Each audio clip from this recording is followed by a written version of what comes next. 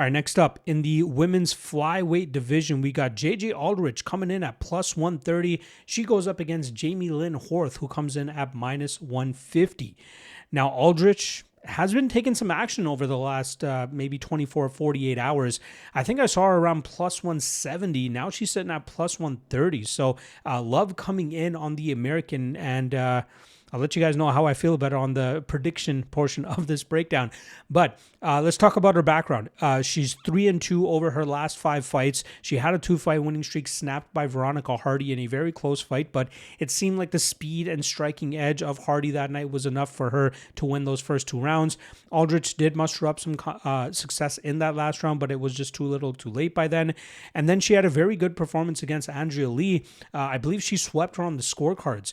A lot of that success came with her just landing her combinations, landing good counter shots. She's a good boxer. She's very clean and crisp there as well. She's often overlooked for her skill set because she just doesn't seem like that intimidating of a fighter. But when she actually goes down there and throws down, you can see what she brings to the table, right? What she was able to do against Montana De La Rosa, Andrea Lee, even the opening few minutes against Erin Blanchfield before she got caught in that submission. She was winning that fight. So it goes to show that she has some clean boxing. She trains out of a great gym at a high altitude or in Denver there. She's mixed it up. She's even trained at the Onyx gym as well alongside Justin Gaethje and those guys. She's one of the tougher women in the UFC. She's 10-6 in the UFC. And again, often a dark horse and somebody that's often overlooked.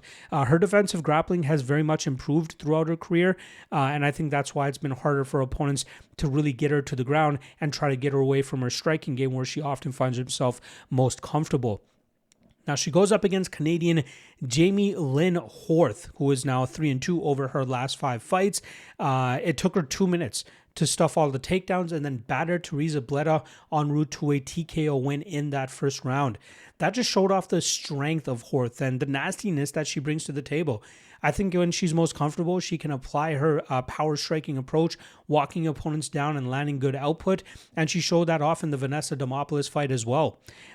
There's been 2 fighters that were able to hand her defeats in her pro career. The first was Veronica Hardy, who kind of did the same thing that she did against JJ Aldrich.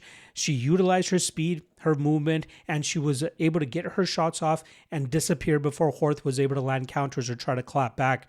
That obviously got harder for Hardy to do as we got into deeper water, and that's where we saw Horth have more and more success. But by then, too little, too late.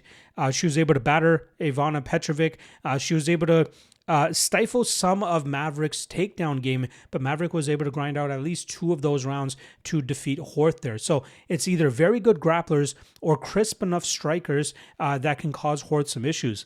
Horth throws with power. She lands with power. She's very difficult to deal with if you try to exchange in the pocket with her for too long. She's getting up there in age. Obviously, I believe she's 36 years old. I think she just turned 36, but she's very physical. She's kind of athletic, and I think that really helps her in some of these closer matchups. Now, I understand why the line is starting to close here a little bit with love coming in on JJ Aldrich. Technically speaking, I think she is the superior striker to Horth. Horth throws with a little bit more power, so that's what gives me a little bit of pause, but I still believe that there is good enough value here on Aldrich with her strength of schedule, her crisp boxing, her ability to withstand damage. I think she'll be able to land more effective shots here against Horth, and I think she'll land more of it. So it will be competitive, but Aldrich is definitely worth a consideration here as a live underdog, and I'm going to lean with her to actually win this matchup. So I'm going to go Aldrich and Aldrich by decision.